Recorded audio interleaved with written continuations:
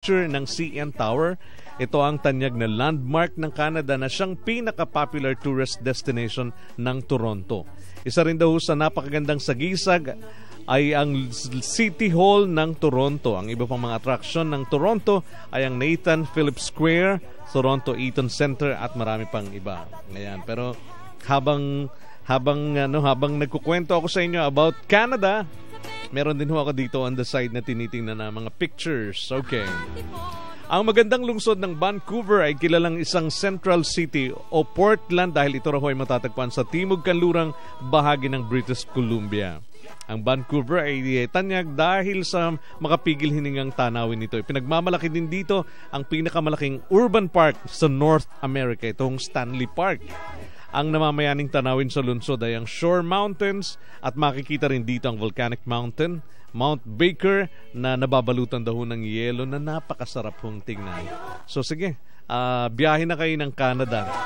At marami pa ho silang mga cities doon. Of course, Ottawa, Calgary, Montreal, yung Quebec City, and marami pang iba. Ayan, yung iba pa nilang mga destinations later kung magkakaroon tayo ng part 2 kasi ang dami ho talaga nilang mga attraction. Ang dami yung pwedeng puntahan at doon nga sa simula natin kanina, parang hindi mo alam alin ba yung uunahin mo dahil lahat yun ay mga destination na magugustuhan nyo. Anyway, 14 makalipas po ang 1 o'clock. So yung mga nanonood po sa amin by www.Sunshine TV Radio, hello po sa inyong lahat at live yung bisita ko dito. Ang kanyang website, babanggitin ko na para masundan nyo habang nagkukwentuhan po kayo. Kung may access kayo sa internet, pwede ho nyong sundan para kayo din yung makapagpatunay kung gaano kaganda ho yung mga lugar na kanya hong napuntahan. Kasi yung bisita natin dito, since Friday today, is a vlogger. Travel vlogger po siya and at the same time, photographer. Lantaw Blogspot po yung kanyang site. Pwede ho yung lantaw.blogspot. Okay, yun ho yung kanyang site na pwede ho yung puntahan. To prove to us na it's more fun in the Philippines, i-welcome natin ang ating special guest this Friday. Pag-usapan din natin yung kanyang site at yung mga napuntahan niyang mga destinations dito sa Pilipinas. Kung meron din sa abroad, kung kakayanin ng ating oras, tanungin na rin natin sila. I-welcome natin, since bata pa naman siya, tawagin ko na lang siyang Alan kasi ang kanyang pangalan ay Alan Barredo. Alan, magandang hapon and welcome dito sa Biyahe at Gimmick sa DZR Sunshine Radio. Pakipress mo yung ating, the green one. Okay. Magandang hapon po. Ayan. I'm Tony and thank you for your time. May pasok ka pa ba ngayon? Yes po. Alright. So, ayan ho. Tinanong ko ng unang may pasok. So, pinagbigyan lang ho tayo dahil alam niyo naman yung oras na ito ay oras ito ng trabaho. But still, he find time to be here at pagbigyan tayo. So, thank you, Alan, for your time. My first question is, kailan ka nagsimula? Ito ba'y hobby, influensya ng kaibigan, at kailan ka nag-start dito sa iyong Lantaw Blogspot? I think mga 2007. 2007, okay. So, that's about 5 years ago. Yung influence is from my previous boss. I started shooting siguro mga 3 years before that. Tapos sabi niya, bakit tinatago mo lang sa computer yung pictures? So, tapos siya kasi may blog din and I travel with him as well. Sabi niya, why don't you put up a blog? So for several months, he's been bugging me na, sige, mag-put up ka ng blog mo until na, sige, pinagbigyan ko. Sabi ko, sige na nga, tingnan natin anong mayayari. Just to share sa ibang tao kung ano yung mga napupuntahan natin. So that's the start of your of your site. Yeah, yun po, mga December ng 2007 po nag-start yung blog ko. Why Lantaw? Ano ba yung Lantaw? Sige, ikaw na yung magkwento. Bakit Lantaw? Ano bang ibig sabihin nung Lantaw? Kasi mostly, so bumabiyahe kami tapos gusto namin ipakita kung personally, gusto kong ipakita kung ano yung napuntahan. So, I was thinking kung ano yung parang catchy word din. Now, since Ilonggo ako, Lantaw is a Hiligaynon word or pwedeng Bisaya na rin, which means parang vista or view or scenic view na nakikita. So yung blog ko is all about scenic views na makikita mo sa Philippines and some makikita mo rin sa labas. But mostly, nagko-concentrate ako sa destinations dito sa Pilipinas. Okay, yung ating mga local destinations dito sa Philippines. Opo, sobrang dami po. Kahit siguro ilang taon mo siyang ibabiyahe, hindi mo maubos. Sobrang ganda nung countryside natin na sobrang dami mong pwedeng feature. Alright, so just like yung mga naging guest natin doon sa mga nagdaang Friday, ganun din ho, nakakatulong ho sila ng marami not only sa Department of Tourism, sa atin din ho, kasi by just reading, by just watching kung ano yung mga pictures na nandun, nakakatulong na ho sila.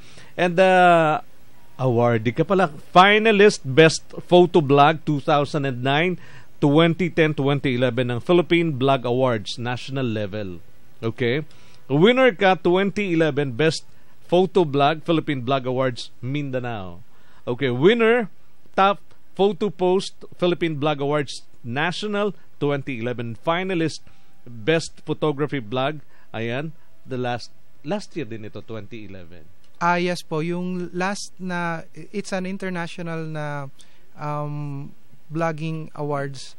It's sponsored by NAFNANG. Tapos I think there were only a few bloggers from the Philippines na nakasama doon. And it was held in Malaysia I think last December. So finalist ka doon? Yes po. They sponsored the trip for the 5 finalists. Yung mga ibang finalists are from other countries like Hong Kong, may mga taga Singapore din, and Australia po. Okay. Bago natin pag-usapan yung kanilang mga destination doon, dito muna tayo sa ating mga destination. Ang Pilipinas ay may 80 lalawigan, 80 provinces. At doon sa mga nagiging guest, pasensya ka na kung mababanggit ko lagi sila kasi para at least na nalalaman din ng mga viewers natin tsaka ng ating mga listeners na kasi sila talagang meron tayong naging guest na yung 80 probinsya talagang napuntahan na nilang lahat. Ikaw, Alan, na ilang probinsya na ang napuntahan mo? Medyo mahirap i-keep track pero siguro mga 70 to 80% na ng mga provinces talaga sa buong Pilipinas po. Okay, so at least alin yung first na probinsya na pinuntahan mo? Natatandaan mo pa? Kumbaga talagang doon na nagsimula at ang lahat-lahat. Pag tinignan ko nga, parang I was asking myself, tapos sabi ko, bakit ako mahilig bumiyahe? Tapos one time I was looking at old family photos, saka ako na-realize na malit pa kami, mga grade 5, grade 3. Meron na ako mga photos, like may photo ako sa Bohol Beach Club, may photo ako sa Luneta, may photo ako sa Baguio. Tapos sabi ko, simula malit pa lang kami pala, sinimulan na kami talagang bigyan ng idea na mag-travel. So, pag tinignan ko yung mga old photos, usually summer, pumupunta kami ng either Iloilo, Cebu, or Bohol. So, yun yung mga unang provinces na pinuntahan ko, na malit pa ako. Ayun. So, parang lumaki ka talaga na pero you were saying kanina na influensya ng dating boss. So, kumbaga, hindi ito yung hilig mo. Kumbaga, nagta-travel ka nung maliit. Kasi, meron talaga na hilig nila, kaya talagang yun yung kanilang, direction. So, hilig and at the same time, influensya yung sa'yo? Hilig. Yung influence ng boss ko is the blog. Okay, so, dati na akong bumabiyahe, tapos, yun nga lang, biyahe lang talaga. Biyahe lang talaga. Tapos nung, he was the first one na bumili sa akin ng digital camera. Kasi, yung trabaho namin dati, would take us either to Japan or Korea. Tapos may mga chance na makakabili ka ng mga second hand na. So, one time, galing ng Japan, may dinala siya sa akin na digital camera na yung menu is in Japanese pa. Tapos luma na. Sabi niya, pwede na yan. You can use that one to take photos kasi para ma-document mo rin yung travel mo. So, doon nag-start yung photography. Then, after several years from after that, sinasabi niya na, madami ka ng photos pero hindi mo pa rin pinapakita, nasa hard drive lang natin. Mag-vlog ka na, i-post mo na siya. So, yun yung start na, nung college kami, bumabiyahe na kami. So, although based kami sa South Cotabato, my parents are there, yung family ko nandun, dito kami nag-aral ng college. So, pag mga break minsan, pupunta kami ng Laguna, Batangas, Puerto Galera. Kaya pala ang daming Lake Cebu picture mo doon sa iyong minsan biglang iba na yung lugar pero pictures again from Lake Cebu. Very, very special place yun eh. Ngayon ko nga lang na-realize na dapat matagal ko nang fini-feature yung Lake Cebu. Ngayon ko, minsan huli mo ma-realize na yung mas malapit sa'yo, yun pala yung mga magaganda. So, sinisimula ko ngayon na I really take it seriously na pag nandun ako sa probinsya namin, binibigyan ko ng panahon na umakyat dun sa Lake Cebu para makapagkuha ng photos na magaganda. Kasi nga, 'di ba, hindi niyo napapansin na naririnig ng ating mga kababayan niyo itong lake na ito pero wala silang idea how beauty ba is this Lake Cebu. Pero kahapon nga, sabi ko, madalas siyang binabanggit sa akin as one of the tourist destination dun sa probinsya pero walang idea dahil kwento nga lang yung Pero kahapon nagkaroon ako ng idea at yes, by just watching talagang nagkaroon ka ng idea. You mentioned Puerto Galera, that's one of our destination dun sa probinsya. May Zambales ka rin, even EasyTex nga kinunan mo ng picture. Habang bumabiyahe po. Habang bumabiyahe. Ng pictures. Teka muna, merong isang picture doon, hindi ko alam, sa dami ng picture, syempre minsan hindi na, baka naman retentive yung memory. Talaga bang totoo yung isda na iba't iba yung kulay? May na-shot ka doon na isda na iba-iba talaga yung kulay. Saan yun? This is that picture. As in talagang okay. Iba-iba talagang kulay yan ng isda. Yan is nasa Glan, sa Sarangani Province. My wife and I woke up at around 4 para puntahan yung mga pabalik na. Usually kasi sa gabi lumalabas yung mga mangingisda, di ba? Babalik sila ng madaling araw.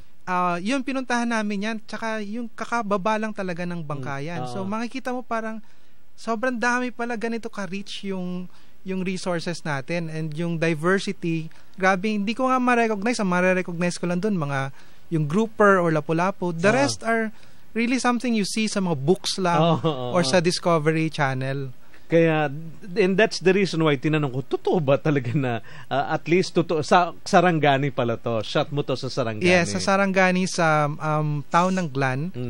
It's nasa medyo dulo na siya talaga ng mainland Mindanao. Yun na yung pinakadulo ng mainland Mindanao.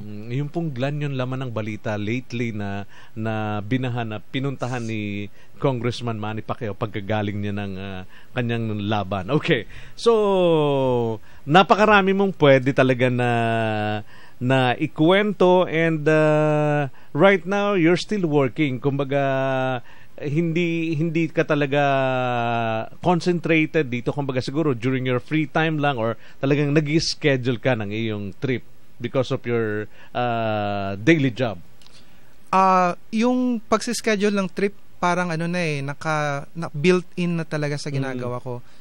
Built-in siya in the sense na even my whole family understands na minsan I have to travel alone.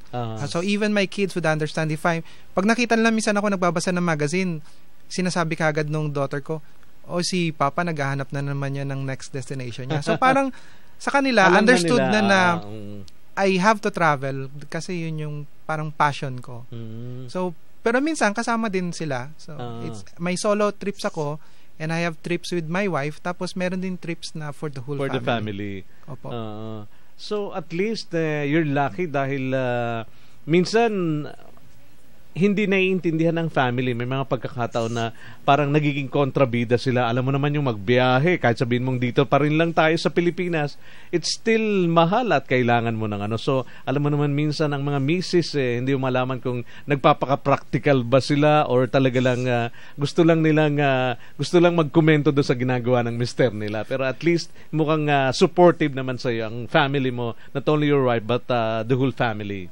Opo, siguro lang po yan yung pag-set lang ng priorities. Kasi may mga pwedeng if you get one thing, hindi mo makukuha yung isa. So pag acceptable sa'yo yun, okay lang. So it's maintaining a very simple lifestyle para you get to save some money for travel din. Alam niyo, kinukwento ho niya dahil maaga hong dumating si Alan dito, kaya nagkaroon kami ng chance na magkwentuhan na talagang simpleng buhay, talagang pre-practice mo yung simpleng makakatipid ka para mailaan mo na doon sa ibang mga yung masisave mo doon sa iyong piniling way of life. Oo nga po kasi kaya nga nagtatanong minsan yung iba, why do you take public transportation every single day? Sumasakay ako ng lahat yata ng mode trains, bus, jeep, tsaka yung pedicab. Sinasakyan ko yan. So parang kung kaya namang magbiyahe ka kasi sa ibang bansa po, hindi naman sila lahat nagkokotse. Sa Japan, nagbabike lang kami and we just leave the bike sa parang parking area ng train station and we ride the train. Everybody rides the train. Even yung mga CEO ng mga companies na I work with. Nakatay sila pero nagbibisikleta. Nakatay sila, nagbibisikleta. Dito lang naman sa atin na pag umangat ka ng konti, ang unang-unang bibilin ng iba, kotse. So yung kotse kasi parang it's a losing investment na kasi puro gastos na lang lahat yun. Tapos yung carbon footprint mo pa malaki kasi isa ka lang sumasakay sa kotse pero malaki yung emission mo, di ba? Whereas if you share, sumasakay ka ng public transportation, so mas cleaner and mas makakatulong ka pa sa environment. So talagang napaka-practical mo, Alan. Dapat lang. Alright, break lang tayo sandali. Tutuloy, nagsisimula pa lang tayo, Alan. Marami ka pang i-share na kwento about the destination na wala ka pang nami-mention. Of course, yung Lake Cebu pa lang, pero marami ka pang ikukwento when we come back. So guys, don't change your dial. Babalik po ang ating biyahe this Friday afternoon. Halika, biyahe tayo. Halika, biyahe tayo. Kung nakikinig sa Sunshine Radio, makajos, makatao at makakalikasan. Sunshine Radio, ang himpilan ng pagbabago. Sunshine Radio. Hey bro, take a look at my new Facebook friend. Pretty, no? Yeah, pretty nga. Except for the pimple scars. Pretty pa rin. Napupunta mata ko sa scars Pretty pa rin. Scars nga lang. Oo nga, no? Pinag-uusapan ba nila ang peklat? Profile picture mo? Say tama na sa peklat. Use Tamano Skin Aid. It kills bacteria that causes skin infection para maiwasan ang peklat. Para... Ganda niya, men! Like button! Available at Mercury Drug Stores. Like us on Facebook.com/Tamano Skin Aid or text 0917-854-2248. Sir, is Mr. Lopez in? White. Why, ma'am? May meeting po kami today Kinis. Can I ask you to wait, please? Develop fair, moisturized white skin with Fairy White Soap. It has natural extracts with vitamins that are not harsh to the skin. It also lightens the skin tone and helps make skin blemishes less visible. Soft. So, can I have your Facebook? Add me, facebook.com/fairywhite. Available at all Mercury Drug Stores nationwide or call us at 0917-854-2248. Pakinggan tuwing Sabado dito lamang sa DZAR Sunshine Radio, ang napapanahong palatuntunang pangradyo dito sa Bayan ni Juan. Si Jess Aranza, si Mang Jess, si Senador Juan Ponce Enrile, si Mang Juan. Opo, sila nga po ang inyong makakahuntahan dito sa Bayan ni Juan. Mapakikinggan mula alas 7:30 hanggang alas 9 ng umaga Sabado dito sa Bayan ni Juan. Siglang talakayan sa mga isyong pambayan, pang-ekonomiya, pampolitika, negosyo at panghustisya dito sa Bayan ni Juan.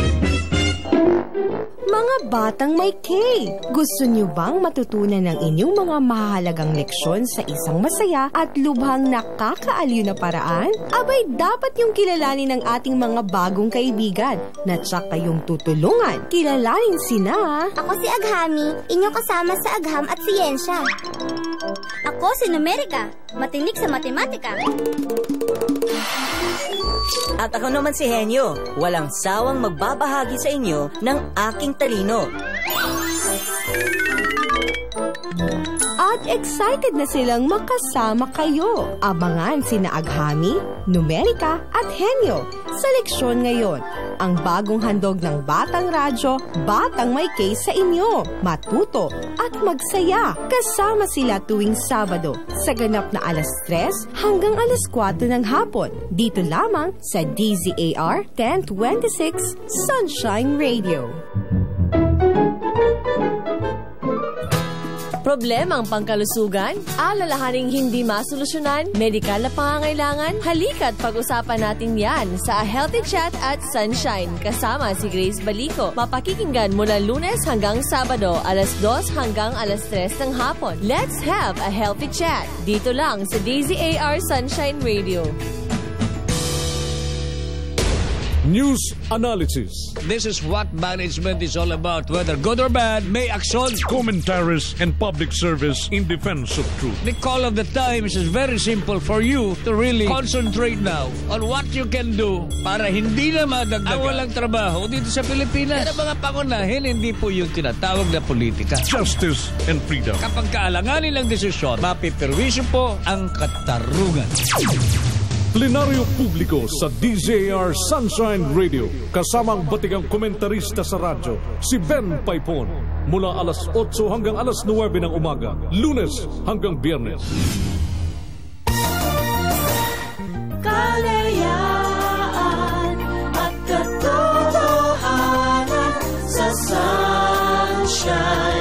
Sunshine Radio.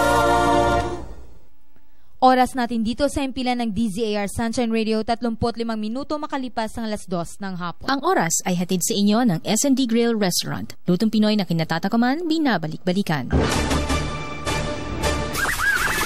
DZAR Balita.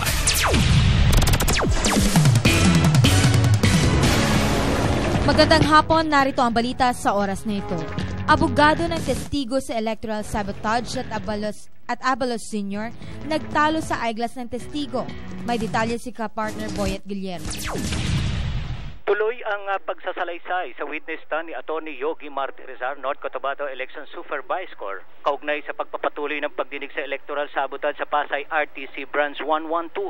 Habang nagbibigay ng testimonya sa witness stand ang testigo na suot ang kanyang salamin sa mata at ipinipresenta ng prosecution panel sa korte ang mga tinampered na municipal certificate of canvass sa North Cotabato, hiniling ni Abalos Sr. kay Judge Jesus Mupas tanggalin ng testigo ang kanyang eyeglass upang makita umano ang mata nito kung nagsasabi ng totoo, pero hindi pumayag ang abogado ng testigo na si Atty. Nena Santos.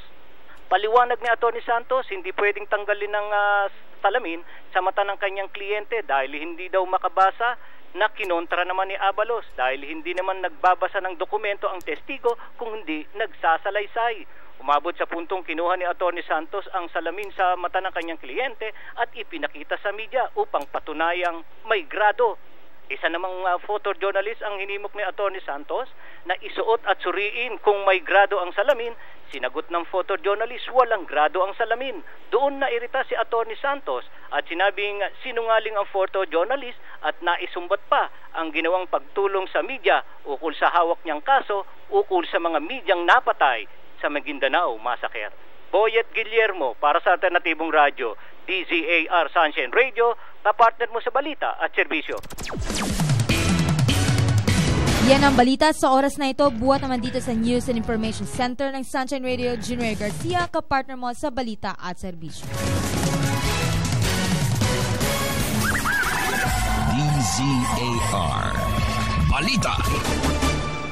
Ang bahaging ito ay hatid sa inyo ng S&D Grill Restaurant. Lutong Pinoy na kinatatakaman, binabalik-balikan.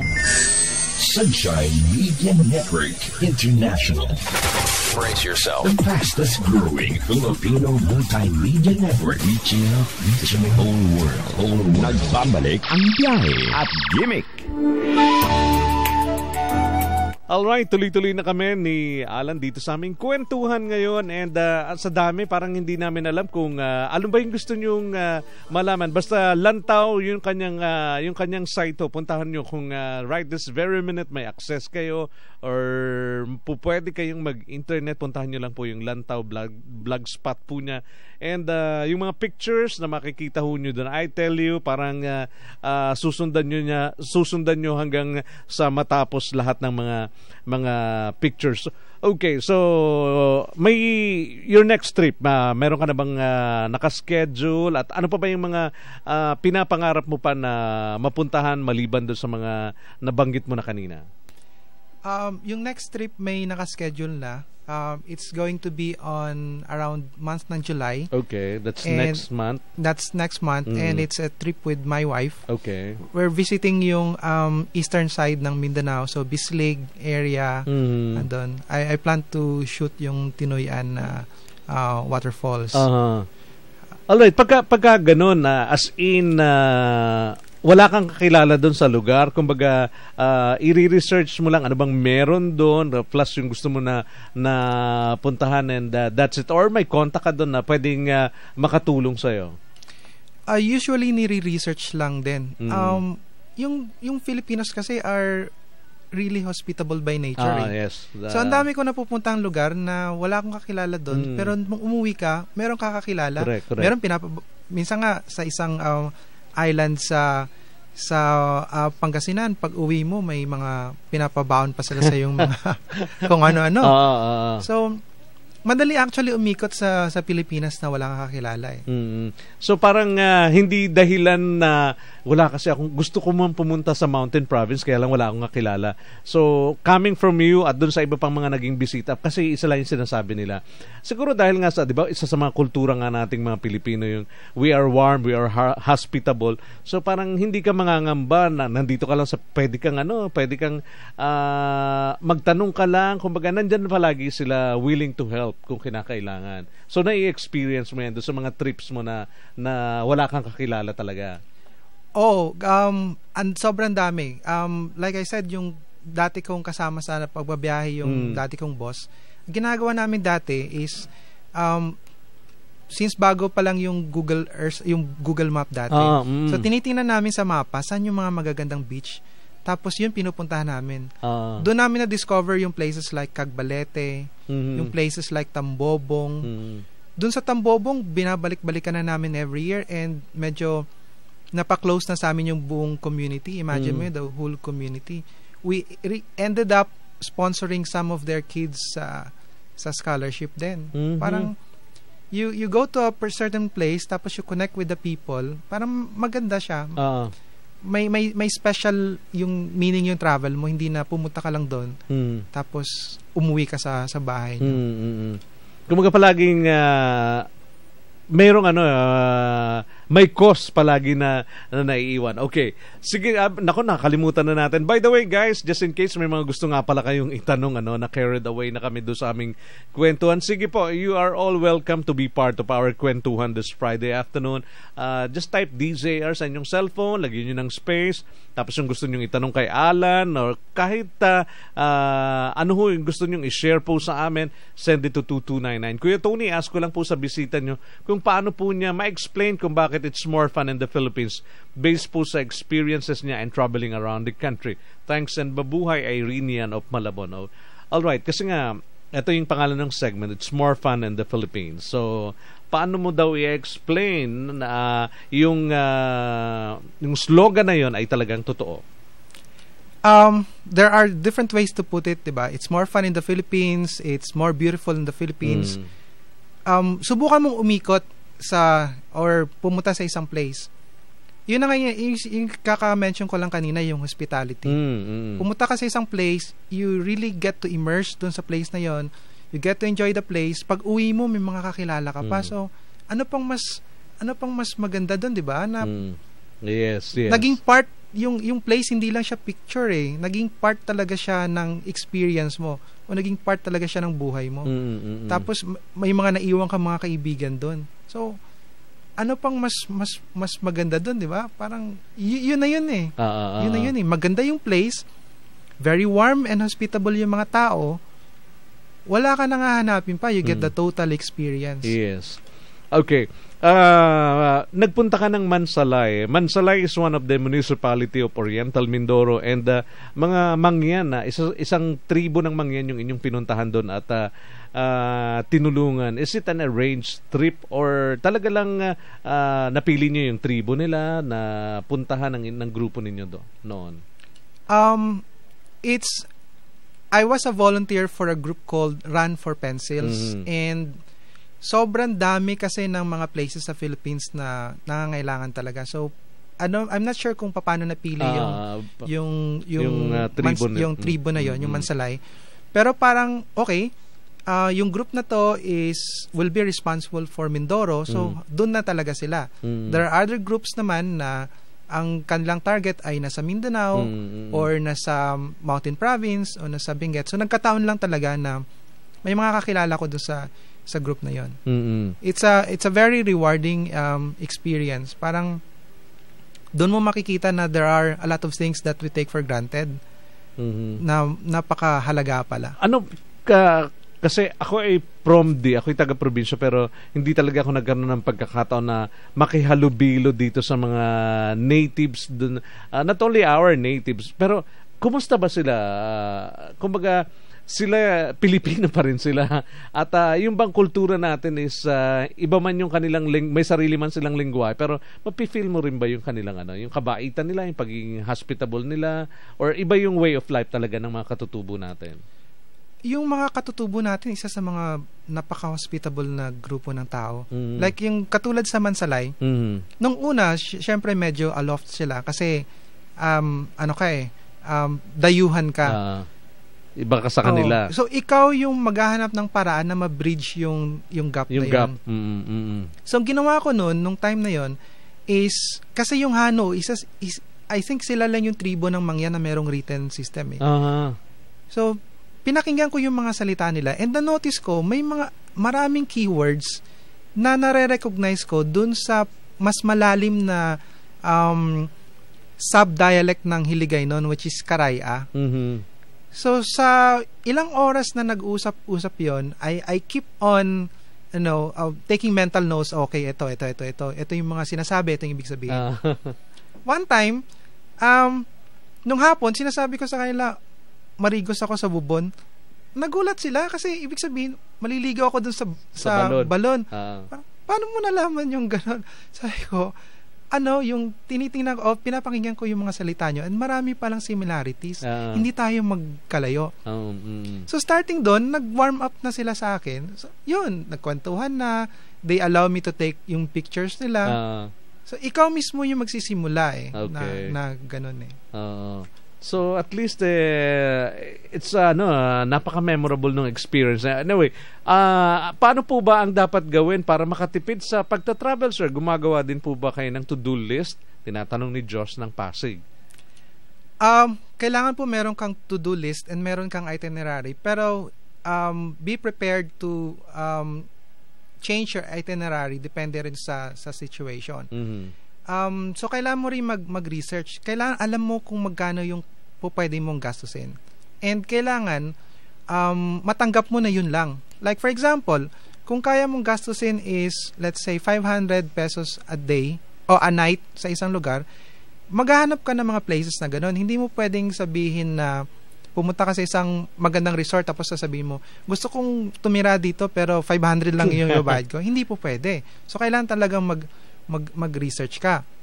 Okay. So you have to prepare siguro several months before that magbabudget ka na. Importante yung pagbabudget kasi mahirap mawala ng pera habang bumabiyahe ka. Siguro ang isa sa mga kailangan nating i-remember is huwag tayo masyadong, may mga ugali tayo minsan na mahilig tayo tumawad. Di ba?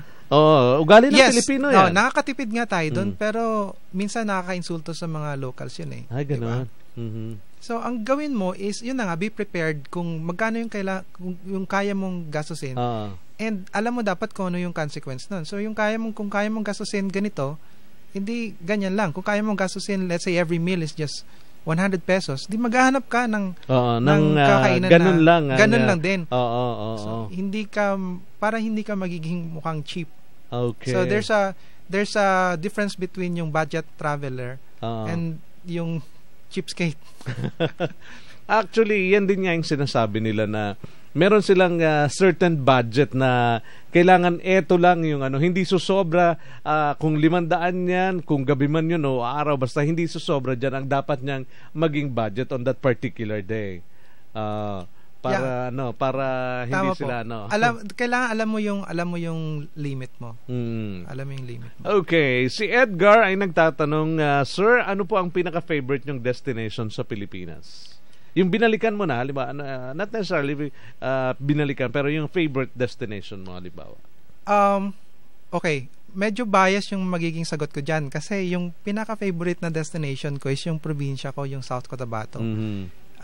So, minsan, baka magtatanong ka, bakit yun ang favorite mo lagi ka nandun? Matagal ako nang wala doon kasi simula ng college hanggang ngayon is nasa Visayas ako or based ako sa Manila. So parang ngayon ko lang na-realize na napakaganda ng probinsya ko. So actually, binabalik-balikan ko siya every time na may chance ako. Yung second siguro, very close to that, is yung island ng Siquijor. I've been there recently. Iba yung conception natin or misconception natin ng Siquijor.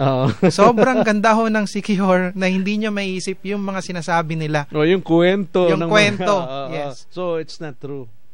4 na araw ho ko nagstay doon. At wala kang Wala naman akong nakitang ganun. Or, siguro, if you have to concentrate on what's good sa isang place. And not be distracted with yung sinasabi nila. Actually, maraming beses kong nakausap yung kanilang tourism. Alam mo, Tony, kwento lang yan. Ako'y taga dito na lumaki. Wala. Kumbaga parang sinakyan na lang nila at kung binibiro, they just dance to the music, pero wala daw. I don't know kung, but anyway, ikaw din mismo ang makakapagpatunay doon. Okay. Ano po yung opinion nyo regarding doon sa video ng isang foreigner na inisa-isa niya yung mga kapintasan ng Pilipinas, Marky Boloran ng San Fernando, Pampanga? Paano? Inisa-isa daw niya yung mga... Hindi ko nakita yung video na yan so I'm not sure. Pero, kung kapintasan yung pag-uusapan natin, wala hong perfectong place. So, lahat ng place, may makikita kang kamalian. So, titingnan na natin siguro is kung valid ba yung sinasabi nila.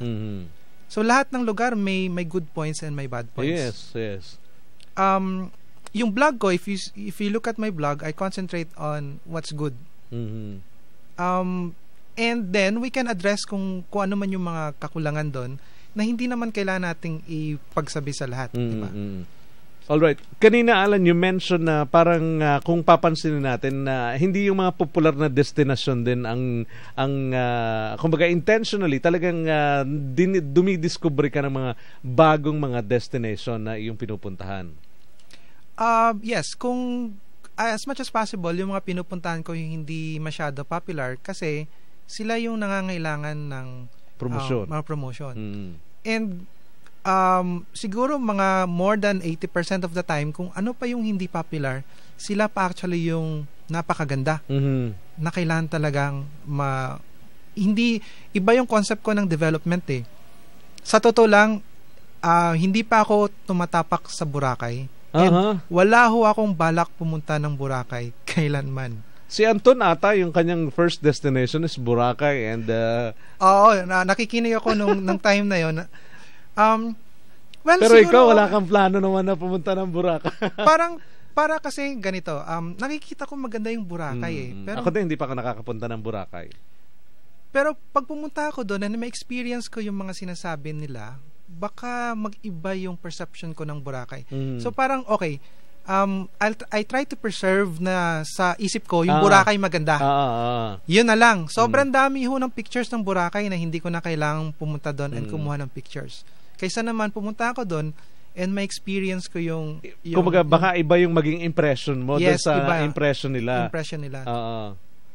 And sobrang dami pang magagandang islands na mas maganda pa siguro sa Boracay. Pero yun nga lang, mahirap lang puntahan and wala lang silang infrastructure para i-accommodate yung mga turista. Alright, so siguro idamay na rin natin sa ating kwentuhan, Alan, na isa yan sa mga obserbasyon ng mga foreign tourists dito sa atin na parang mahirap tayong puntahan kasi ang Pilipinas is an archipelago from one island to another at yung infrastructure ay hindi. You have to sakay sa Roro para so isa rin yun sa mga kumbaga parang nagiging dahilan kung bakit mas napipili nila yung ibang mga destination or yung ibang mga bansa dito sa kalapit natin. Siguro nga po. Like, for example, kung nasa area ka ng Thailand, Vietnam, pwede ho kayong mag-train lang o mag-bus. Pwede nyo maikot yung area na yon. Dito sa atin, kailangan mo pang sumakay ng either aeroplano or sumakay ka ng barko. Wala rin naman tayong magandang transportation system. Even yung buses natin, limited din Siguro kung magkaroon tayo ng magandang train system sa Mindanao or sa Luzon lang, malaki na yung maitutulong noon sa infrastructure natin. Yes, actually that's very true. Kaya ang Thailand po, kung ikukumpara natin yung tourist arrival nila, tuwan-tuwa na tayo dun sa figure na nilalabas ng DOT, pero baka magulat kayo pagka nakita nyo yung figure ng arrival ng turista dyan sa Thailand. Kasi nga po, yun yung isa sa mga, tama ka, hindi lang ikaw yung nakaka-observe. Sa maraming mga foreign tourists na nakausap ko dito sa program, maganda yung impression. Kumbaga, yung pagiging warm daw natin, pagiging hospitable. Pero yun na nga, pag pinuntahan mo yung mga destinations natin, parang doon sila medyo nahihirapan. Siguro it's both an advantage and disadvantage yung maghihirap puntahan. Pag mahirap puntahan, kasi yung notion natin ngayon ng development, pag sinabing development, binabago natin yung lugar papatayuan ng malalaking buildings, ikokongkreto, yun yung development natin So sa ngayon, parang advantage na hindi siya madaling puntahan kasi napipreserve. Parang na ma-preserve. Kung sino lang talaga yung may will na pumunta doon, yun yung sila yung makakapunta. Sila yung nakakapunta. Pero coming from you again, Alan, magaganda ang ating mga destination. Marami ka ng mga bansang napuntahan and kumbaga hindi naman pahuhuli talaga yung mga destinations na meron tayo dito sa Philippines. Well, nothing beats home So, dito talaga sa atin, so, madami. Kung gusto mo, mahilig ka sa mga waterfalls, madami. Ang hilig mo beach, madami din. Madami tayong mga activities din na po pwedeng i-offer sa kanila. Yun nga lang, yung location lagi. So, kailangan madali siyang puntahan. At saka, sana din mabago rin yung mentalidad ng ating ilang mga Pilipino na alam naman nila na local tourist yung nandun sa kanila, bibili sa parang presyong turista na yun madalas kong nire-ration sa DOT na alam mo na sobrang naman yung presyo nila. Sumakay ka ng taxi, magkaka-problem. So, maayos lang siguro yan dahil isa din minsan yun sa mga nagiging puna ng mga first-timer na nakakapunta dito. So, sana hanggat maaari, maging maganda yung kanilang impression sa pagpunta nila dito sa atin sa Pilipinas. Matagal na akong problema din yan kasi siguro dahil sa kukonti yung pupunta, kaya kahit na yung mga local tourist lang, ay kailangan singilin mo ng malaki, di ba? Pero minsan kasi nakakausap mo naman sila pag friendly ka lang, tapos ma-explain mo na local tourist lang din naman ako, napagbibigyan din. Kaya nga. Pero minsan naman, sa side naman nating mga travelers, wag naman natin masyadong baratin kasi hanap buhay nila yan So whatever is sa tingin mo tamang I always tell my wife kasi yung mga babae mahilig talaga tumawad, mahilig sa bargain. Sinasabi ko, pag bumabiyahe tayo, nasa bakasyon tayo. In the first place, nag-budget ka para dyan. So, yun. As much as possible, wag kang masyadong yung tama lang. Yung tama lang. Tama yung hindi naman sila lugi at hindi ka rin naman agrabyado. Yes, hindi ka rin agrabyado. In terms of mga ganyan, mas may malala pang ang mga destinations eh. I had a very bad experience sa Vietnam. Mahilig sila doon, especially yung mga motorcycle drivers sila. Mahilig sila na iba yung presyo sisingilin sa iyo before and iba yung presyo na sisingilin sa iyo after. Nako, hindi lang pala, no. Anyway, sige, ihabol na namin. Esther Castillo Parañaque, sir, nakailang bote na kayo ng sunblock sa inyong mga travel outdoor? Godspeed. Hindi ko na siguro kailangan sa complexion ko, hindi ko na kailangan ng sunblock. Fair complexion. hindi na kailangan. But anyway, at least Alan, natutuwa ako na naging part ka ng program this Friday, and hopefully maulit ito sa mga susunod na pong mga biyahe. I'm sure marami ka pang pwedeng ikwento, kaya lang sa dami kasi ng mga hindi na tayo maka-focus, kasi kung magpo-focus lang tayo marami kang at least this afternoon, coming from you, sinabi mo nga na maganda yung ating mga destination. So hopefully yung iba nating mga kababayan, wag silang maging banyaga sa ating sariling bayan. Opo, sobrang po daming places na kailangan nating mapuntahan.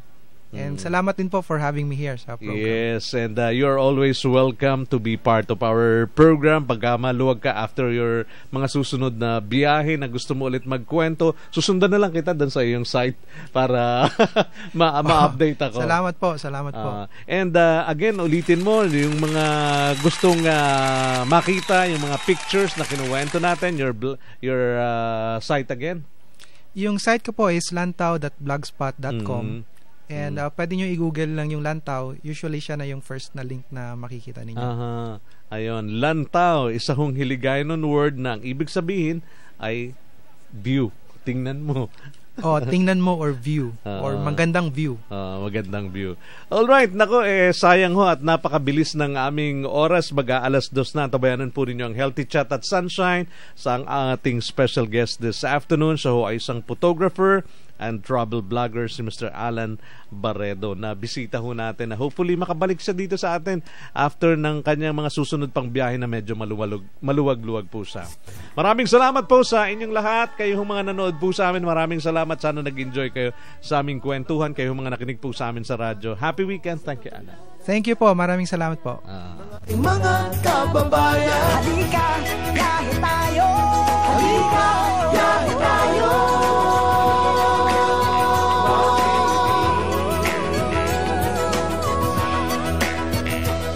Halika, biyahe tayo. Inyong napakinggan ang isang oras na paglalakbay at pamamasyal sa himpapawid, biyahe at gimmicks sa isa na namang paglalakbay at pagtuklas sa mga paraisong lugar sa Pilipinas. Ang Perlas ng Silangan. Maraming salamat sa inyong pagsubaybay. Problema ang pangkalusugan? Alalahaning hindi masolusyonan? Medikal na pangangailangan? Halika't pag-usapan natin yan sa Healthy Chat at Sunshine kasama si Grace Balico. Mapakikinggan mula Lunes hanggang Sabado, alas 2 hanggang alas 3 ng hapon. Let's have a healthy chat dito lang sa DZAR Sunshine Radio.